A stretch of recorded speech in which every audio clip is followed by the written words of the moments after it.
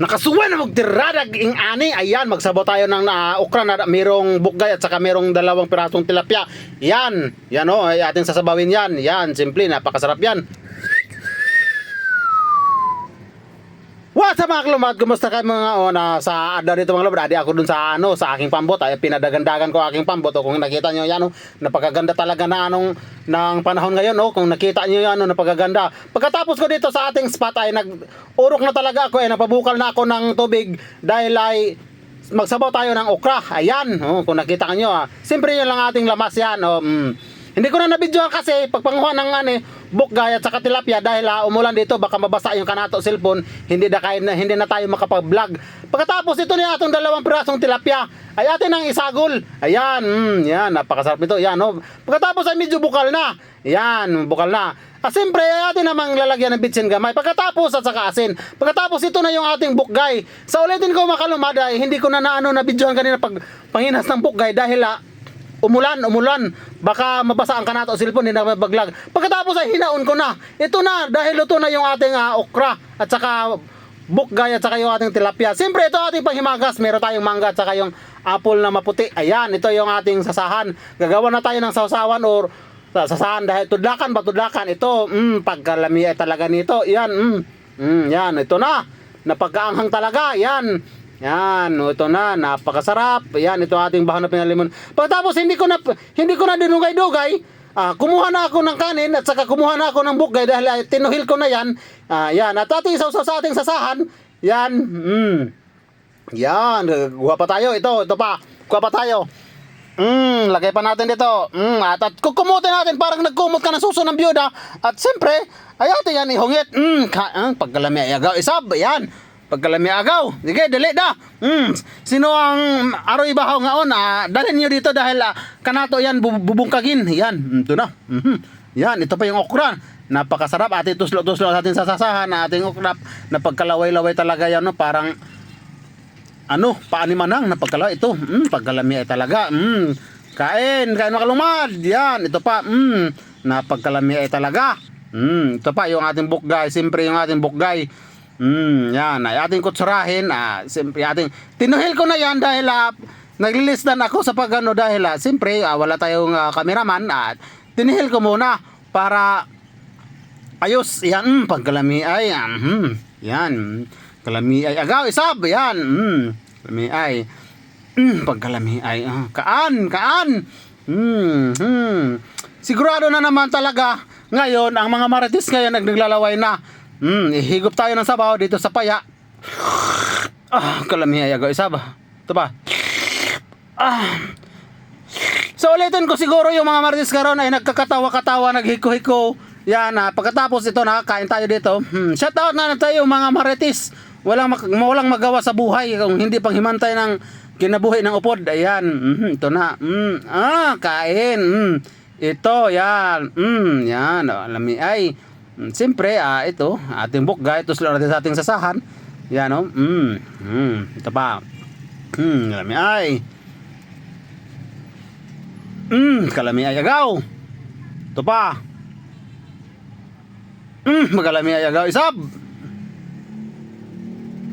Magalami ay agaw.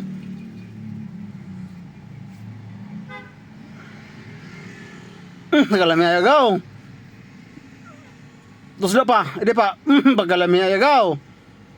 Nalala ko mga kalumad nung unang panahon, maliit pa kami doon sa barangay dito lang sa aming lugar sa Biti.